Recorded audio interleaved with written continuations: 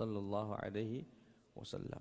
Apalagi kita tahu bumi ini sempat kehilangan arah. Dalam artian tidak ada nabi sejak Nabi Isa diangkat oleh Allah Subhanahu wa taala. Bumi tak punya nabi hampir 500 tahun. Tak ada yang memberi petunjuk, tak ada yang jadikan suri tauladan, tak ada yang menyampaikan tauhid di bumi ini 500 tahun. Bisa dibayangkan bagaimana gelapnya bumi ini saat itu. Hanya sisa-sisa ajaran Nabi terdahulu saja. Begitu diutus Nabi Muhammad sallallahu alaihi wasallam, wal kainatu diya'u. Bumi ini seketika bercahaya karena mereka tahu telah datang utusan Allah Subhanahu wa taala, dan tidak sekedar utusan tapi khatamur rusul wal anbiya, menjadi penutup risalah Allah Subhanahu wa taala yang berlaku nantinya sampai hari kiamat. Berbahagia, falyafrahu. Bagaimana mengekspresikan bahagianya? Macam-macam. Ada yang mengadakan maulid, ada yang dengan berpuasa, ada yang dengan berbagi makanan. Di Syria itu ada lembaga atau pondok pesantren kalau bahasa kitanya, yang sudah ada sejak abad ke-5, namanya Darul Ashrafiyah. Tidak memimpin pondok itu kecuali mereka yang hafal Kutubus Sittah, hafal Bukhari, Muslim, Abu Dawud, Abu Nasa'i, Tirmidzi, enggak boleh. Salah satu yang pernah memimpin pesantren itu bahasanya di Damaskus adalah Imam Nawawi. Imam Nawawi. Dan terakhir yang memimpin dan sampai pada derajat itu namanya Al-Imam Badruddin Al-Hasani. Apa yang beliau lakukan kalau di bulan Maulid? Beliau sedang ngaji begini di masjid itu, beliau kemudian meminta murid-muridnya bagikan uang ini kepada para pelacur agar mereka libur dulu di bulan Rabiul Awal ini. Subhanallah. Biar berhenti dari maksiat di bulan ini, bulan yang bahagia, bulan menyambut kedatangan kelahiran Nabi Muhammad SAW. Dan ini salah satu karomahnya beliau. Ya, ini kami dengarkan dari guru kami. Beliau minta murid-muridnya untuk keliling ke kota Damaskus mencari, na'udzubillah, para perempuan yang masih menawarkan dirinya di bulan, agar berhenti, ini uangnya untuk makannya. Dan dengan itu mereka berbondong-bondong taubat. Kenapa? Rupanya tidak sekedar berbagi makanan, tidak berbagi uang saja. Rupanya Syekh Badruddin Hasani berpesan kepada muridnya, berikan ini kepada mereka, sampaikan kepada mereka agar berhenti di bulan Rabiul Awal ini, kemudian sampaikan salam dari saya minta didoakan.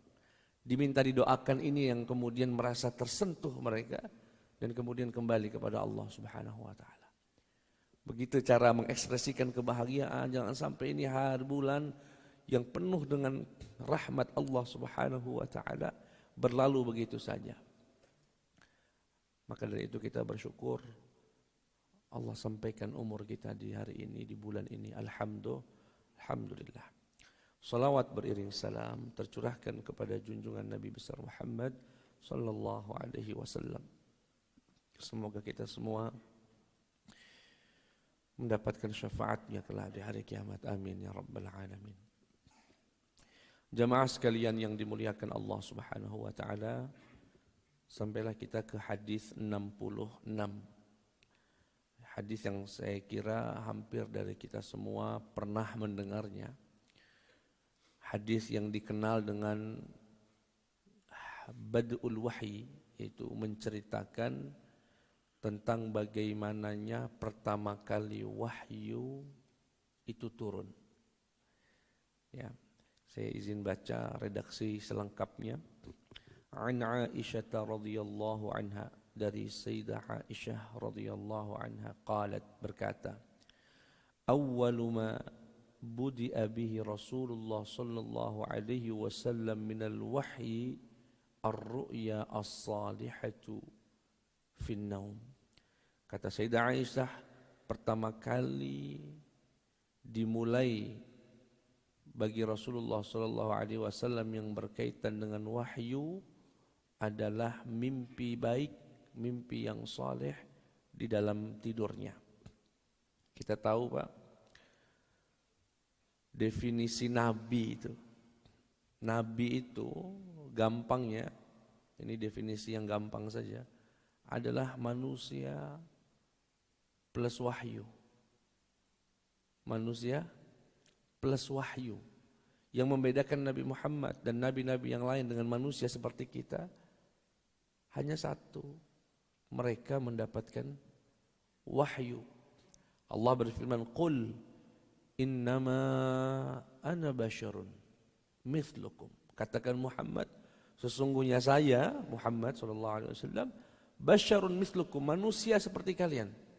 Makan, ya tidur, ya semangat, letih dan sebagainya, sakit, sehat, manusia. Cuma bedanya yuha ilayya, saya diberikan wahyu oleh Allah Subhanahu wa taala. Artinya hadis ini gitu ya, hadis ini menceritakan tentang awal turunnya wahyu dan saat itulah diangkat Nabi Muhammad sallallahu alaihi wasallam menjadi utusan Allah Subhanahu wa taala di umurnya yang ke-40 tahun. Bagaimana ceritanya?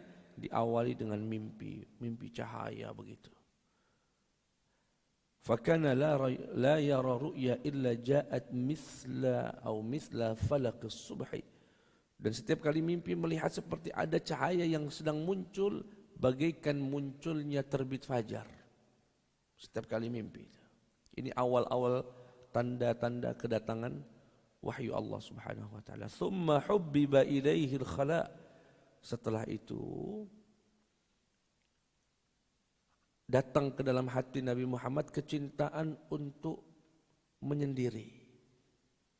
Khala, kalau bahasa kitanya semedi, gitu ya, bersemedi. Tapi kalau semedi ini kanuragan biasanya. Ya, tenang kalau ini ya khala lah, khalwah, berkhalwah. Senang banget. Jauh dari kota Mekah. Kemana khalwahnya? Fakana ya'ti Hira, datang ke gua Hira, dan gua itu dipilih oleh Nabi Muhammad sallallahu alaihi wasallam dikarenakan posisinya yang strategis. Dari titik itulah kota Mekah bisa terlihat seutuhnya. Beliau masuk ke dalam gua, kemudian menyendiri memperhatikan umatnya, kaumnya yang ada di Mekah. Ada yang nyembah patung, ada yang nyembah berhala. Na'udzubillahi min dzalik, ada yang sedang minum khamar, ada yang ya sedang ribut antara kabilah satu dengan yang. Diperhatikan betul tata kehidupan kota Mekah itu.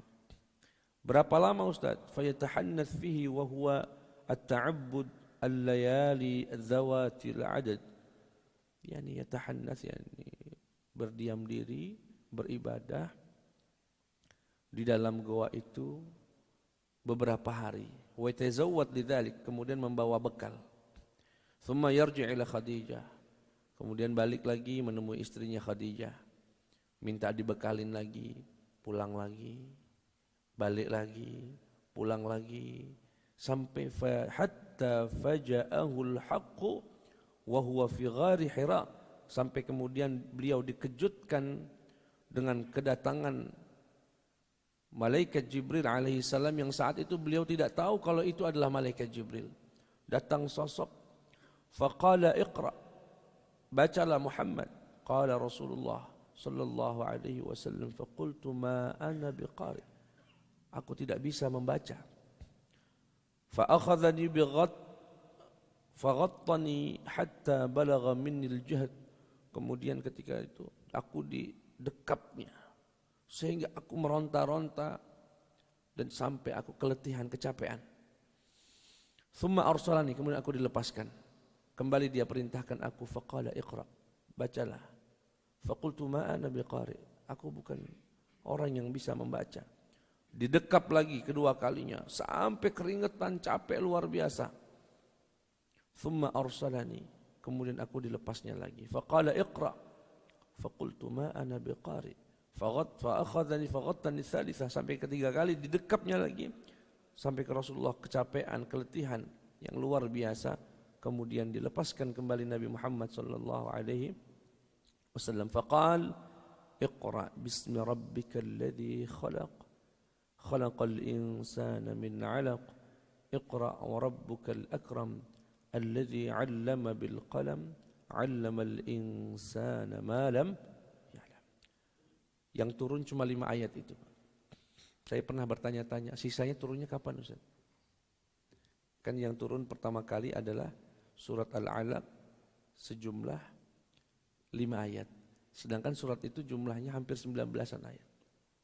Sisanya kapan? Sepengamatan kami membaca buku-buku sirah, kurang lebih jarak 10 tahun setelah ini. Sisa ayatnya.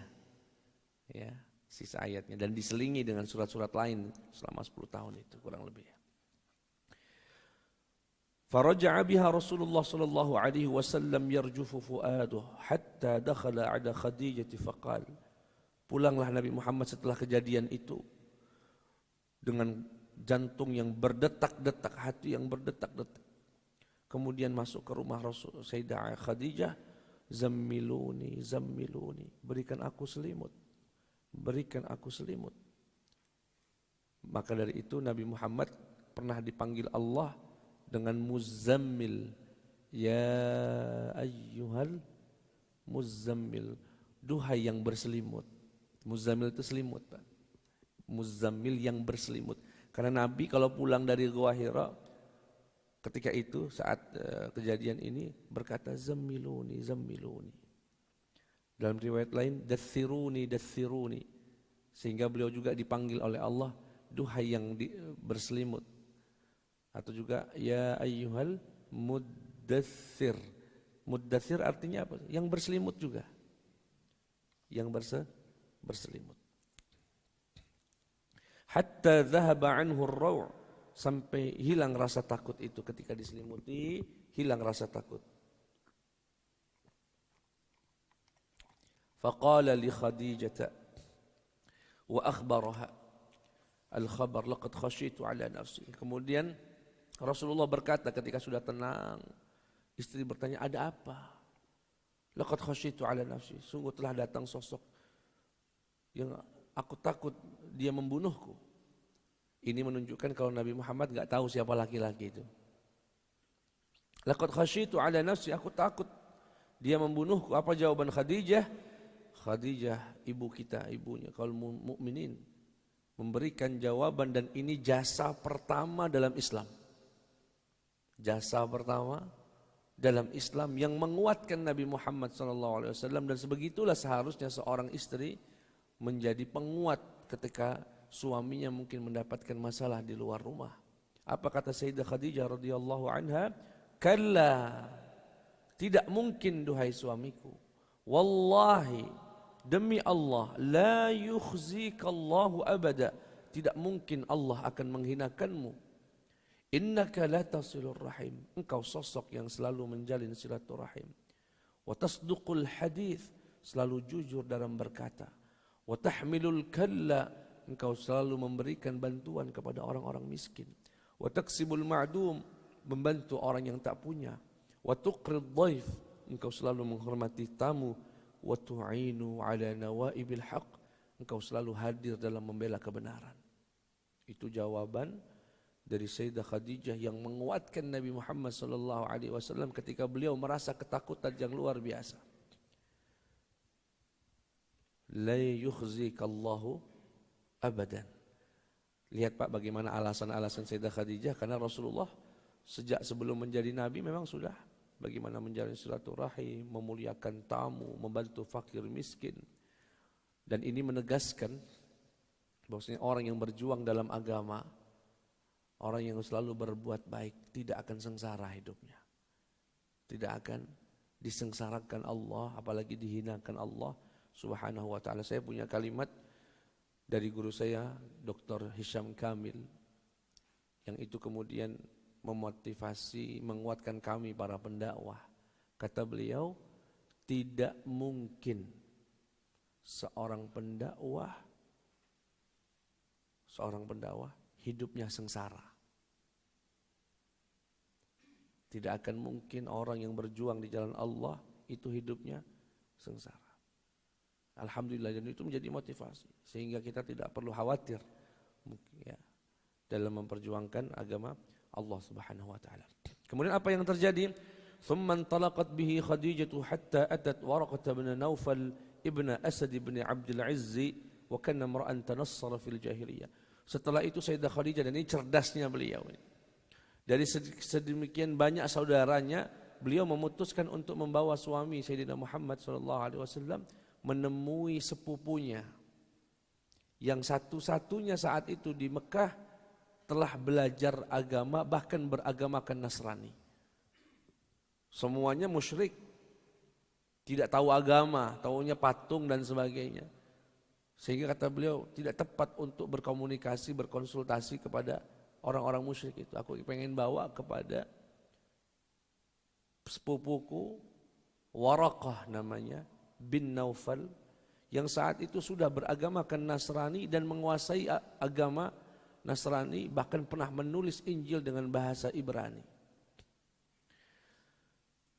Wa kana yaktub al-kitab al-Ibrani wa yaktub min al-Injil bil-Ibraniyah.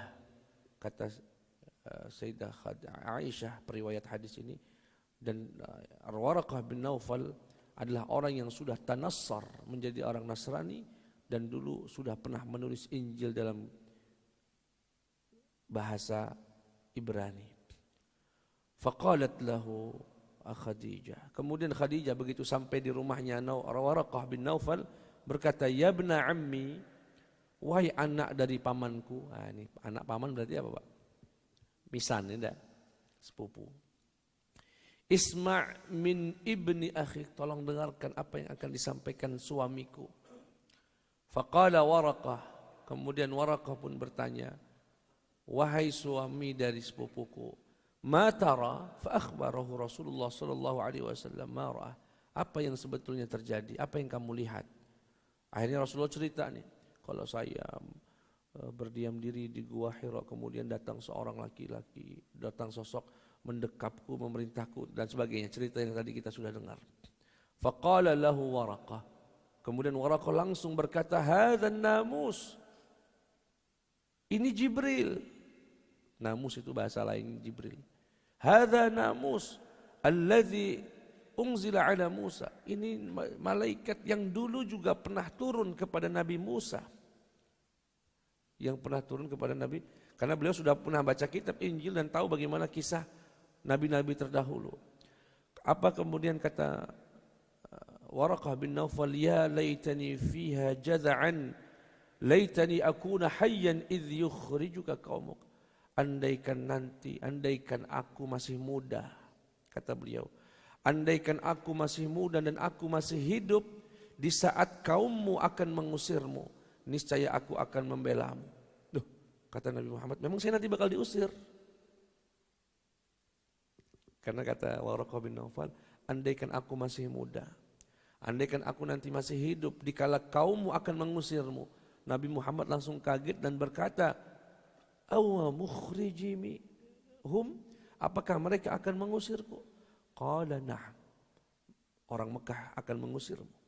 Lam ya'ti rajulun qattu bimithli ma ji'ta bihi illa 'udiyat. Tidak ada seorang laki pun yang mendapatkan seperti yang kamu dapatkan.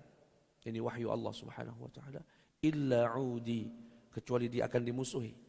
Wa in yudrikni yaumaka ansurk. Andaikan saat mereka mengusirmu nanti aku masih hidup, aku pastikan ansuruka nasran muazzara. Aku akan memberikan pertolongan semampuku. Thumma lam yanshab. Akan tetapi tak lama dari itu Waraqah antufiya, meninggal Waraqah ini. Meninggal, belum sempat itu semua terjadi, hanya beberapa selang waktu dari itu ya, meninggallah Waraqah bin Naufal. Setelah itu berhenti wahyu, Pak. Nah, ini dalam ilmu Al-Quran, ulumul Quran, wahyu itu pernah berhenti selama perjalanan 23 tahun itu 2 kali. 2 kali berhenti, yang disebut dengan fatrah inqita'il wahyi, yakni masa terputusnya wahyu. Berapa kali? 2 kali. Kapan saja Ustaz? Ketika setelah turunnya Al-Alaq ini. 5 ayat ini turun, kemudian berhenti wahyu. Berapa lama Ustaz? Ada 2 riwayat, ada yang mengatakan 2 tahun. Tapi riwayat yang paling kuat yang disebutkan oleh Imam Baihaqi 6 bulan. Jadi setelah turun ayat tadi Pak, enggak turun-turun lagi selama 6 bulan. Baru turun berikutnya. Setelah 6 bulan berlalu baru turun ya ayyuhal muddatsir. Turun berikutnya ya ayyuhal muzammil. Turun berikutnya Al-Fatihah. Berhenti lagi. Ya beberapa surat ya kurang lebih. Berapa surat setelah itu. Berhenti lagi. Berapa lama Ustaz berhentinya setelah itu? Kurang lebih 3 hari. Barulah turun lagi surat Wadduha wal laili idza saja ma wadda'aka rabbuka wa ma qala. 2 kali dalam perjalanan Nabi Muhammad berhenti, tak datang malaikat Jibril memberikan wahyu. Jamaah sekalian yang dimuliakan oleh Allah Subhanahu wa taala.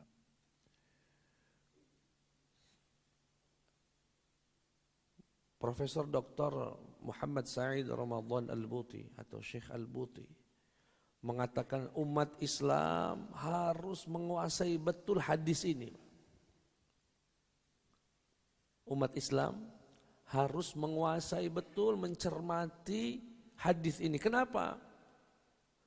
Karena seluruh tuduhan dari musuh-musuh Islam terhadap ajaran Nabi Muhammad itu diawali dari meragukan kewahyuan Nabi Muhammad SAW. Saya coba akan jelaskan sedikit logikanya, Pak. Ini ada sekelompok, dan ini selalu ada sepanjang zaman, orang-orang yang memang ingin meragukan umat Islam, ingin menuduh Islam ini ajarannya Muhammad bukan ajarannya Allah Subhanahu wa taala. Jadi bagaimana mereka berkumpul berpikir kira-kira bagaimana lah ya jantung kekuatan umat Islam sehingga kalau itu dihancurkan yang lainnya hancur secara otomatis.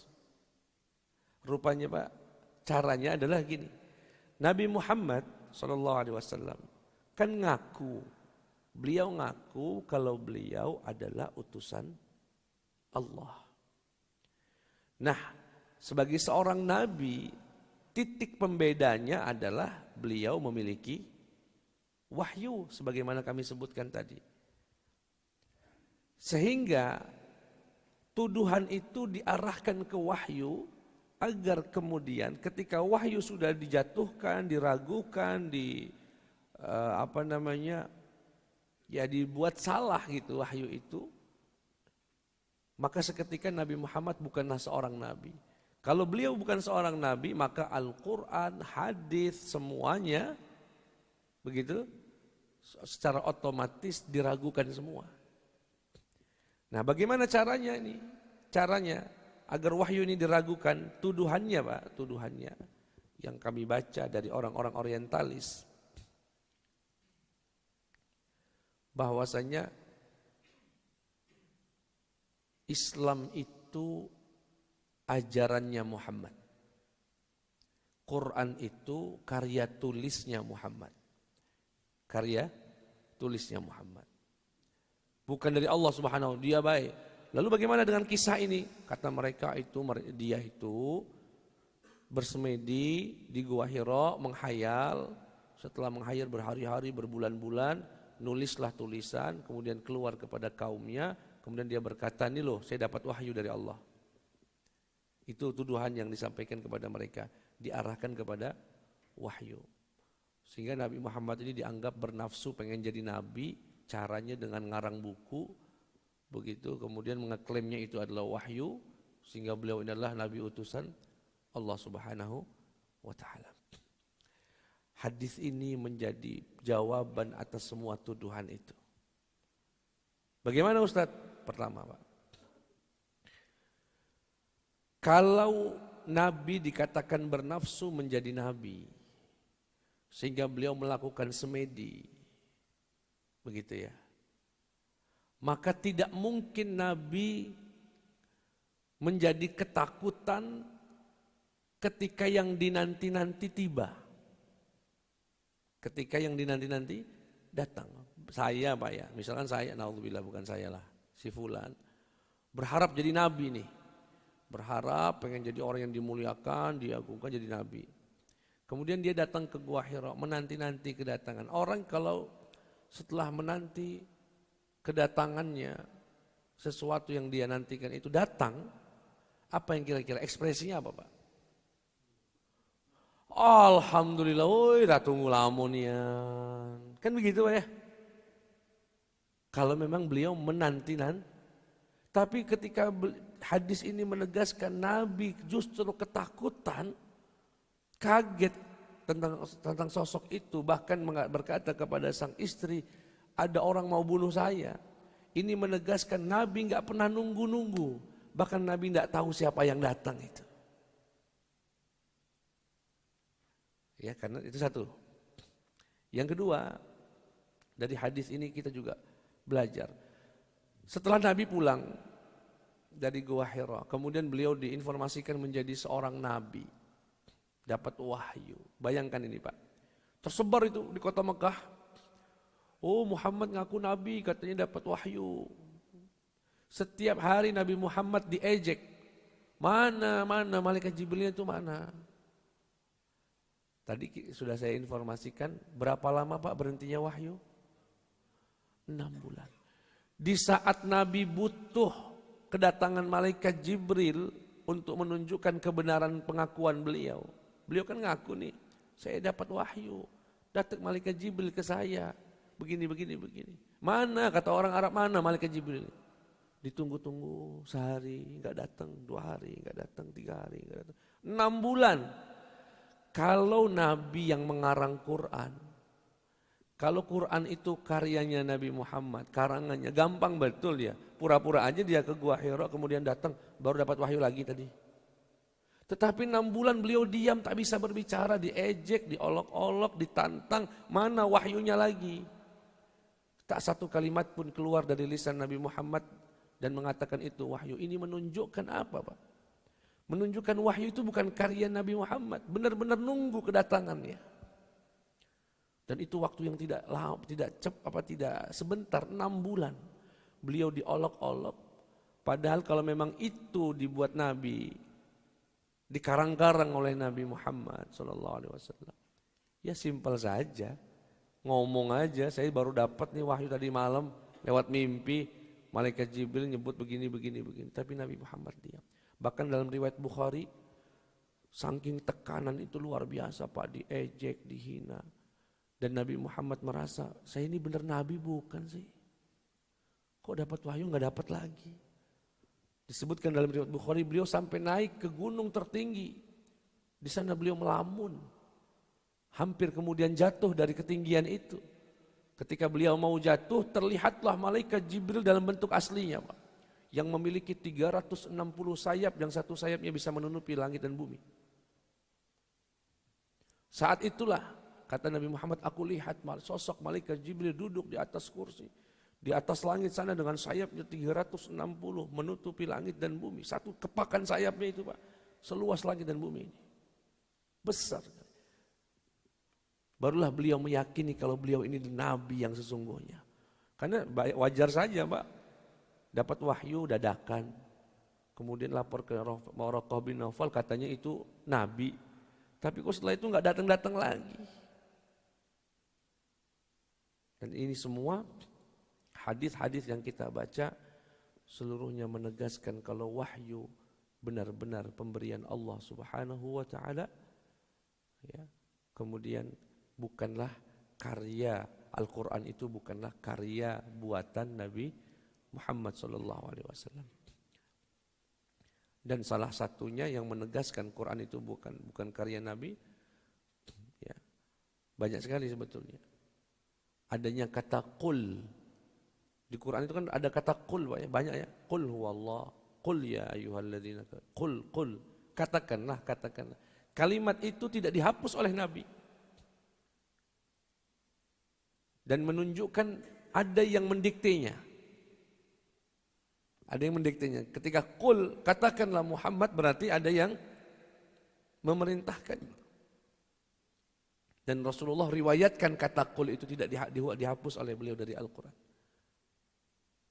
Itu juga menegaskan kalau Al-Quran ini ada yang mendiktenya, ada yang menyampaikannya. Bukan dari buatan Nabi Muhammad sallallahu alaihi wasallam. Dan seterusnya. Jamaah sekalian yang dimuliakan Allah Subhanahu wa taala. Kemudian dalam riwayat yang lain ditambahkan satu informasi, bainama ana amshi idz sami'tu sautan minas sama' faru'ibtu faraja'tu. Kata beliau ketika aku pernah sedang datang, ini di masa-masa tidak ada wahyu, Pak. Aku sedang jalan-jalan, aku mendengar suara yang begitu mengerikan dari langit. Aku pun kembali pulang, berkata kepada istriku, zammiluni, zammiluni.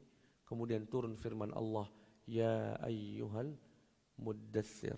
Sampai pada kalimat, warrujza fahjur. Itu membuktikan surat yang kedua turun adalah surat Al-Muddathir. Ya. Itu pun tidak seutuhnya juga. وعن عائشة رضي الله تعالى عنها أن الحارث بن هشام رضي الله تعالى عنه سأل رسول الله صلى الله عليه وسلم فقال يا رسول الله كيف يأتيك الوحي فقال رسول الله أحيانا يأتيني مثل صلصال الجرس. Sahabat Al-Harith ibn Hisham bertanya, ya Rasulullah kalau datang wahyu gimana sih biasanya bentuknya? Kata beliau, kalau mau datang wahyu biasanya akan terdengar suara lonceng. Itu pertama, lonteng, lonteng, lonteng. Dan beliau yang mendengarnya. Dan itu pertanda datangnya malaikat Jibril alaihi assalam. Wa huwa asyaddu alayya, dan itu yang paling berat bagi saya. Karena suaranya sangat mengerikan. Tak ada yang mendengar kecuali saya. Bagi beliau, wahyu turunnya itu kan beragam caranya, teknisnya. Yang paling berat bagi Nabi Muhammad ketika diawali dengan suara lonceng yang menggemuruh. Suara itu cukup mengerikan.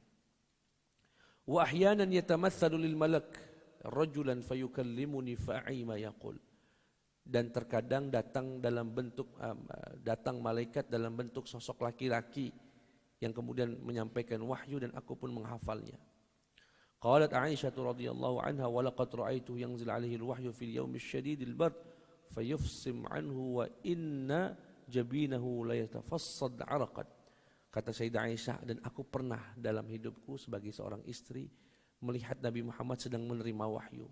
Saat itu aku lihat bagaimana keringat membasahi tubuh beliau sallallahu alaihi wasallam.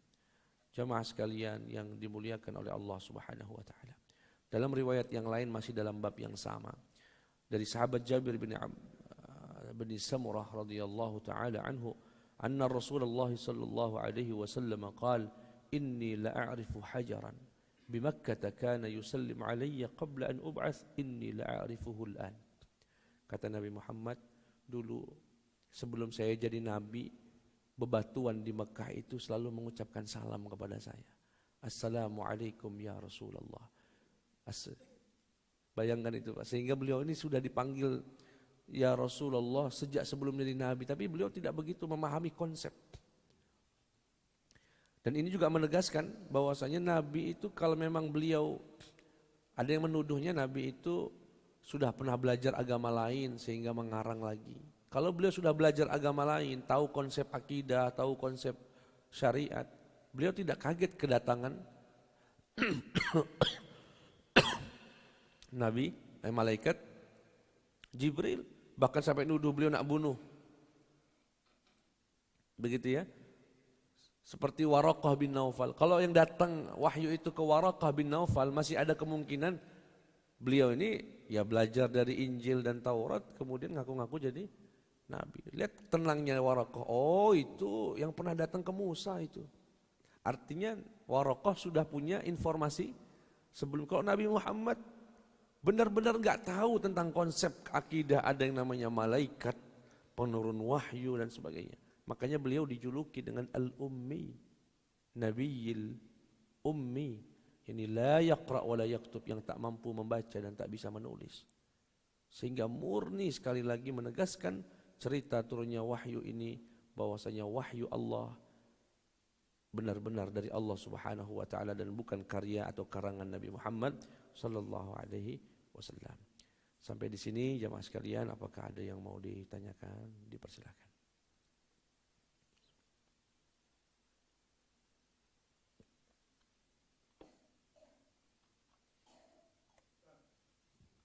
Silakan Haji.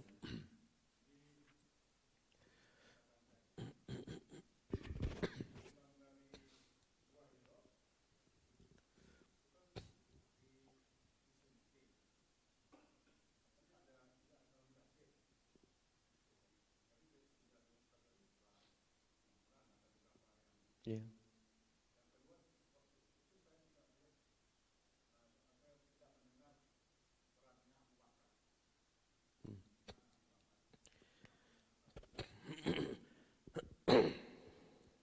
Baik.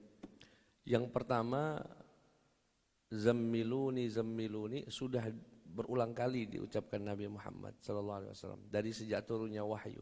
Tapi ya ayyuhal muddatsir belum turun. Tapi redaksi beliau mengatakan kepada sang istri, zammiluni zammiluni, itu tidak pernah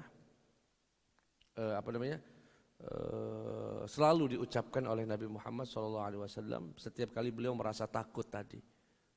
Kemudian terakhir ketika sudah berhenti 6 bulan, kemudian mendengar suara yang mengerikan dari langit, kembali lagi beliau pulang dengan rasa takut dan berkata, zammiluni zammiluni, sehingga Allah menggelari beliau dan memanggil orang dengan gelar semacam itu tanda sayang. Yang berselimut, begitulah kurang lebih.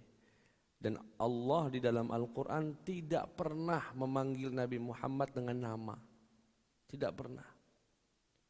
Ya ayyuhan nabi, ya ayyuhar rasul, ya ayyuhal muzammil, ya ayyuhal muddatsir. Berbeda dengan nabi-nabi yang lain. Ya Adam, ya Yahya khudhil kitaba biquwwah, ya Isa, ya Musa, ya Ibrahim. Sebut nama kalau. Tapi kalau Nabi Muhammad belum pernah ya Muhammad. Kenapa? Karena Allah begitu memuliakan dan menyayangi Nabi Muhammad SAW melebihi nabi-nabi yang lain. Ya kalau kita punya anak, manggil misalkan, yang berselimut itu kan tanda keakraban atau tanda sayang kepada yang dipanggil tadi. Ya. Wahai yang berpeci putih misalnya, itu kan panggilan dengan tanda sayang, ya ada rasa sayang di dalamnya. Nah, itu yang pertama Pak Haji. Yang kedua, di mana peran Abu Bakar radhiyallahu anhu saat itu beliau belum berdakwah kemana-mana. Karena masih ragu, aku ini nabi bukan ya. Kenapa setelah ragu dalam tanda kutip ya, mempertanyakan aku ini nabi enggak, kok setelah datang enggak datang lagi. Setelah hampir 6 bulan. Makanya ketika ditanya, siapakah orang yang pertama kali masuk Islam? Riwayat yang lain mengatakan, satu riwayat mengatakan Sayyidah Khadijah, ada yang mengatakan Abu Bakar, ada yang mengatakan Sayyidina Ali. Namun ketiga riwayat ini ketika dikaji, jawabannya begini. Yang pertama kali masuk Islam dari golongan perempuan, Khadijah. Dari golongan orang tua, Abu Bakar. Dari golongan anak muda, Sayyidina Ali. Jadi riwayat itu mengatakan Ali adalah orang yang pertama kali masuk Islam, maksudnya dari golongan pemuda. Abu Bakar dari golongan orang tua. Kemudian Sayyidah Khadijah dari golongan perempuan. Tapi secara mutlak yang pertama kali menerima wahyu Islam adalah sang istri Sayyidah Khadijah radhiyallahu anha. Dan saat itu belum ada peran dari Abu Bakar karena belum ada dakwah. Ya ayyuhal muddatsir qum fa'anzir. Nah, perintah untuk menyampaikan itu setelah turunnya muddatsir. Duhai yang berselimut, bangunlah kamu dari tidurmu. Qum, bangunlah. Fa'anzir, berikan peringatan. Wasiyabaka fatahhir. Tapi sebelum berdakwah, bersihkan dulu pakaianmu. Sucikan dulu. Gitu ya. Jadi memang seorang pendakwah itu ya harus berpakaian yang rapi, yang meniru perintah Allah Subhanahu wa taala. Setelah itu barulah beliau berdakwah. Itu pun dakwahnya diawali dari kerabat-kerabat terdekat dulu. Dan sebelum turunnya itu, Waraqah bin Naufal sudah meninggal dunia. Sehingga itu jadi pertanyaan itu, apakah beliau ini min ahlil fatrah atau bukan? Selamat atau tidak nanti jadi akhirat, wallahu a'lam. Silakan Pak, kalau masih ada yang banyak, 3. Silakan. Dipancing sama Pak Ketua ini. Ya silakan Pak.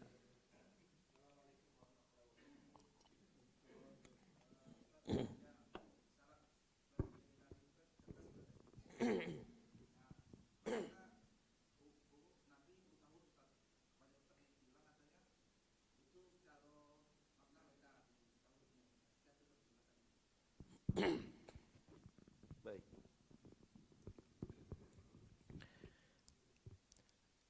Sifat yang wajib kita yakini dan ada pada seorang nabi ada 4 ya. Yang saya yakin semua dari kita sudah hafal. Sidik, amanah, fatonah, tabligh gitu ya. Nah, cerdas itu adalah fatonah. Kan enggak mungkin nabi blow on kan? Enggak mungkin. Dia harus fatonah. Fatonah itu cerdas. Cerdas itu tidak ada kaitannya dengan kemampuan baca atau tidak membaca. Dia bawaan.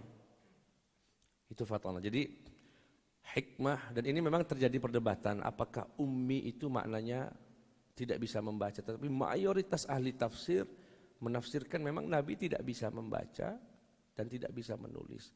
Yang agar mempertegas bahwasanya Quran itu bukan karya tulisnya Nabi. Atau bukan hasil bacaannya Nabi. Orang baca aja nggak bisa, nulis saja tidak bisa. Ya, sehingga beliau punya sekretaris penulis wahyu, katabatul wahyi, Ubay bin Ka'ab, Zaid bin Thabit, itu sekretarisnya Nabi Muhammad SAW yang menuliskan wahyu. Kemudian untuk mempelajari bahasa asing, beliau perintahkan Sayyidina Ibnu Abbas, tolong pelajari bahasa Yahudi, Ibrani, Syrianiyah, agar kalau dapat surat kepada saya bisa dipahami. Ya. Dan itu tidak ada berkaitannya dengan kecerdasan. Ya. Kecerdasan itu kan bawaan dari orang yang dianjurkan Allah Subhanahu Wa Taala. Memang lahirnya cerdas begitu. Itu satu. Tapi tidak semua orang cerdas itu jadi nabi, karena nabi itu Pak berbeda dengan wali. Wali bisa diusahakan. Nabi murni pilihan. Jadi kalau wali ya mohon maaf ya, dengan banyak berzikir terus membersihkan hati, tazkiyatun nufus, insyaallah pada waktunya Allah akan karomahkan sesuatu kemuliaan. Tapi kalau nabi mau 1000 tahun Medi juga nggak bakal nabi, karena itu pilihan. Innallaha astafa Adam wa Nuha wa ala Ibrahim wa ala Imran 'alal 'alamin. Sesungguhnya Allah memilih dan itu sesuai dengan kehendak Allah Subhanahu wa taala. Wallahu a'lam. Silakan Pak.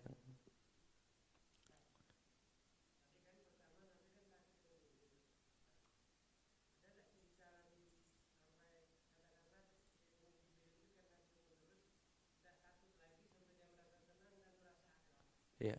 Setelah turunnya Muddatsir, beliau enggak takut lagi.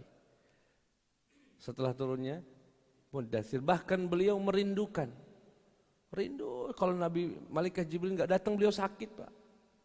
Nah, itu yang berhenti wahyu yang kedua sebelum surat Ad-Duha.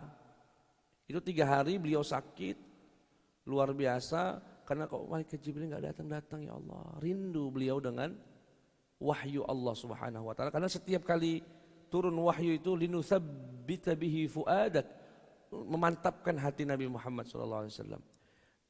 Dan ini kisah turun wahyu yang kedua berhentinya, Pak. Ketika itu Nabi Muhammad sakit meriang, tidak bangun lagi dari kasur. Informasi tersebar di luar sana kalau Nabi Muhammad tidak didatangi malaikat Jibril. Istri Abu Lahab datang, Ummu Jamil namanya. Nama aslinya Aura, berkata mau ngejek Nabi Muhammad. Muhammad, dengar-dengar setan kamu nggak datang lagi. Begitu redaksi Pak di buku tafsir Saya dengar setan kamu nggak datang lagi. Maksudnya malaikat Jibril itu. Makin sakit Nabi Muhammad. Lagi sakit, dihina kalau malaikat Jibril itu adalah setan. Maka dari itu turunlah surat Ad-Duha yang menguatkan Nabi Muhammad SAW. Apa bunyi Wad-Duha? Wad-Duha demi pagi hari. Wal-laili idza saja, demi malam ketika sudah mulai menggelap. Wal-laili idza saja ma wadda'aka rabbuka wa ma qala. Muhammad, jangan dengerin omongan mereka yang mengatakan Allah telah meninggalkanmu, telah bencimu. Ma wadda'aka, tidaklah Allah meninggalkanmu. Wa ma qala, kemudian cuek kepadamu. Walal akhiratu khairul laka minal ula, kemudian kata yang paling membahagiakan Nabi pada surat itu, wala saufa yu'tika rabbuka fatarda. Ya Muhammad, Allah akan menganugerahkanmu anugerah yang pasti kamu ridha. Yang pasti kamu ridha. Dan itu membuat Nabi Muhammad makin kuat. Kalau beliau tidak ditinggalkan Allah, didiamkan Allah, justru Allah sedang mempersiapkan satu anugerah yang begitu besar. Di antaranya apa? Anugerah itu akan masuknya dari umat ini 70.000 tanpa hisab. Bahkan ditambah dengan bilangan yang tidak diketahui. Itu salah satu yang membuat Nabi Muhammad SAW ridha akan keputusan Allah Subhanahu wa taala. Jadi setelah surat Al-Muddathir itu sudah tidak takut lagi.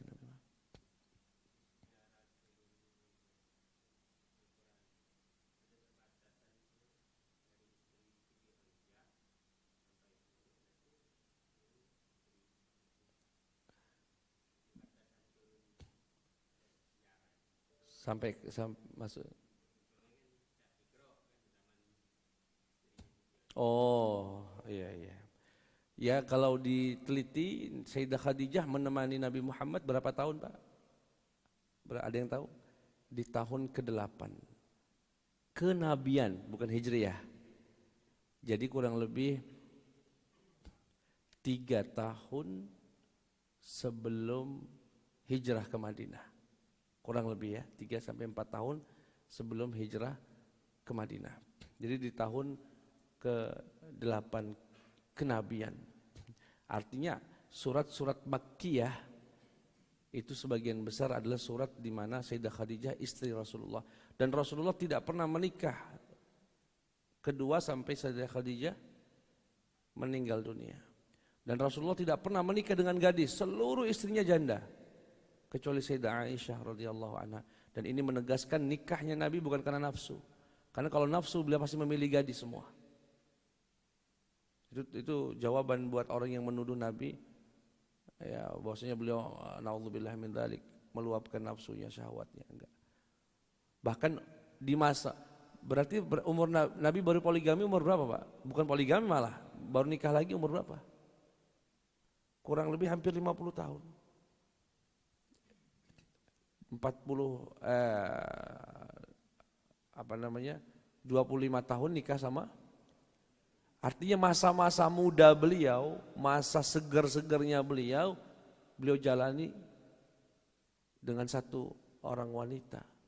Kalau beliau memang nafsu dari awal beliau pilih. Apalagi datang Utbah ibnu Rabi'ah mengatakan, ya Muhammad, maukah kamu tinggalkan ajaranmu? Kami akan carikan wanita tercantik di kota Mekah ini. Apa kata Nabi Muhammad? Lau anna syamsa, andaikan matahari kau letakkan di tangan kananku, bulan kau letakkan di tangan kiriku, untuk engkau minta aku tinggalkan ajaran ini, tidak akan kulakukan. Dicarikan harta yang terbaik, menjadikan pemimpin, diberikan wanita. Itu juga menegaskan semua Nabi Muhammad menikah atas dasar wahyu Allah Subhanahu wa taala.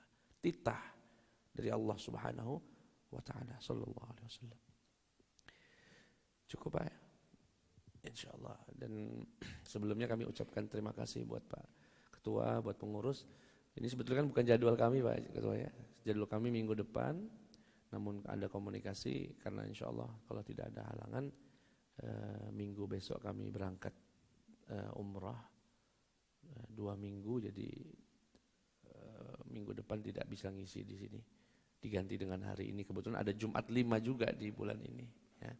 Alhamdulillah, mohon doa dan saya Dan ingin ucapkan mohon maaf lahir batin kalau mungkin selama mengisi ada salah kata, salah ilmu, salah sikap ya. Dan kami doakan semoga yang di sini juga diberikan kesehatan dan bisa menunaikan juga ibadah umrah haji insyaallah. Itu saja, kurang lebihnya mohon maaf. Subhanakallahumma wa bihamdika asyhadu an la ilaha illa anta astaghfiruka wa atubu ilaik. Wassalamualaikum warahmatullahi wabarakatuh.